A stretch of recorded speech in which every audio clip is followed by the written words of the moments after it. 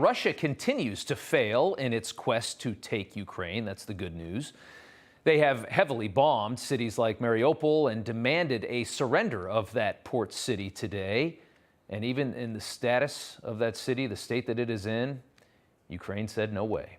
The resilience continues. It has been incredible to watch. A city that is bombed out. Truly a tragedy to see. In Kiev, the Russians targeting a shopping mall that Russia alleged was being used as a munitions depot. 8 people killed in the capital city in that attack. Meanwhile, Vladimir Putin is just getting angrier. After Biden called Putin a war criminal last week, the Kremlin threatening to cut ties with the United States. But have no fear, I'm sure that the Russians are doing everything in their power to help us negotiate a very secure Iran nuclear deal. Our priorities are top of mind for the Russian team that we've hired out to handle the JCPOA. That you can be sure of. Biden spoke this evening and indicated the U.S. is preparing for what could be a serious cyber attack from Russia, the country that shut down a key American fuel pipeline just last year. Based on evolving intelligence, Russia may be planning a cyber attack against us. As I said, the magnitude of Russia's cyber capacity is fairly consequential. So whatever is coming, and it obviously is something that could be bad if they're warning us this way, whatever it is all because Biden, for a brief moment last week, escaped from his handlers. A reporter asked him an errant question, and he responded by calling Vladimir Putin a war criminal. Which, of course, is true, but doesn't solve anything. It certainly doesn't change anything. And all it did was piss Vladimir Putin off even more, while also trusting Putin to secure his Iran deal. The president made that statement, by the way. So just put those together. Russia's going to help us secure the Iran deal, while at the same time the president's going to call Vladimir Putin a war criminal. So as far as foreign policy goes, once again, from the Biden White House, it does not disappoint. It is as bad as it possibly could be.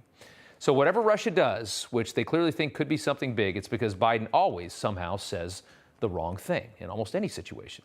It's impressive to see. Buried in a very long interview on CNN over the weekend, the president of Ukraine, Volodymyr Zelenskyy, said something that certainly piqued our interest. Take a look. I requested them personally to say directly that we are going to accept you into NATO in a year or 2 or 5. Just say it directly and clearly, or just say no. And the response was very clear. You are not going to be a NATO or EU member, but publicly, the doors will remain open. The response was clear. You're not going to be in NATO, but publicly the doors will remain open. So Zelenskyy claims the United States and NATO were telling him that there was no way Ukraine would ever get into NATO, but that optically the door would remain open, effectively poking the bear, and also putting Ukraine in a terrible position, the bear, of course, being Russia.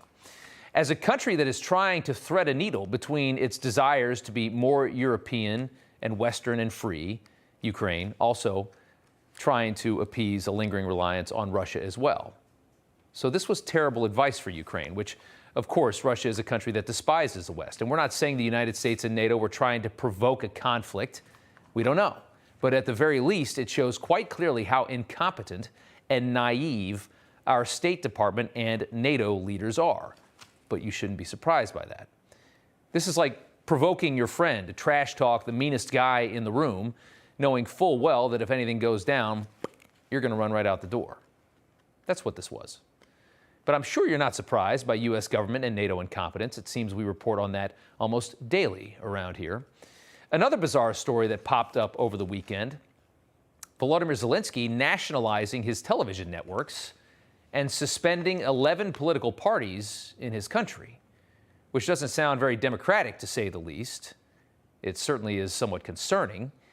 The excuse given was resisting Russian influence in media and Kremlin collusion in politics, which could be true. It could be true. We don't know yet. We're going to have to figure that out. Kremlin collusion in politics in 11 different parties would be quite a bit of collusion and quite a bit of influence. In a time of war, extreme measures are usually taken. We're going to analyze Zelenskyy's moves further later on in the show with the head of civil liberties in Ukraine. But another big headline is one that needs to be taken with relative suspicion, but is nevertheless very plausible. Ukrainian intelligence reporting that there is a faction inside Russia working to remove Putin amid this disastrous military experiment. The Chief Directorate of Intelligence of Ukraine's Ministry of Defense writing this on Facebook. Poisoning, sudden illness, accident. Russia's elite is considering removing Putin.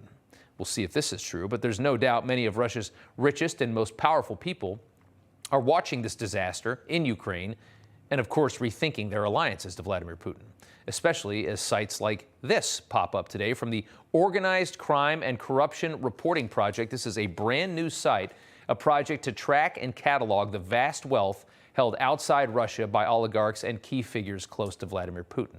They have uncovered $17.5 billion in assets so far. They also track flights connected to Russian oligarchs as well. So the heat obviously is on Russia's wealthiest people who have profited off of Russia's corrupted government and have gotten away with it for a long time. They are no longer welcome in polite society, as we clearly see, and their assets are being seized and watched. And at the end of the day, they know it is all Vladimir Putin's fault in this disastrous conflict that he himself has created.